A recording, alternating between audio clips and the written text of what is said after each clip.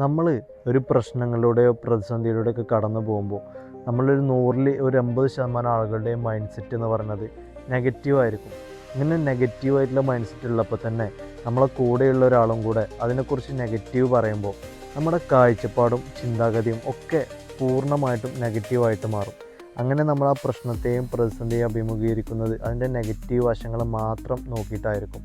അതുകൊണ്ട് ആ പ്രശ്നങ്ങളും പ്രതിസന്ധികളൊക്കെ നമ്മളെ വീങ്ങാനുള്ള സാധ്യതകൾ കൂടുതലാണ്.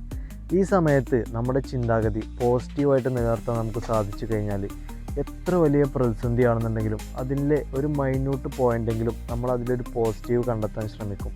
അതിലൂടെ നമുക്ക് ആ പ്രതിസന്ധിയെ മറികടക്കാൻ നമുക്ക് സാധിക്കും. നമ്മൾ എല്ലാത്തിനെയും ഒരു പോസിറ്റീവ് മൈൻഡിലൂടെ കാണാൻ വേണ്ടിയിട്ട് നമുക്ക് സാധിക്കണം. കുറച്ച് ബുദ്ധിമുട്ടാണെന്നുണ്ടെങ്കിലും അങ്ങനെ കാണാൻ വേണ്ടിയിട്ട് ശ്രമിക്കുക.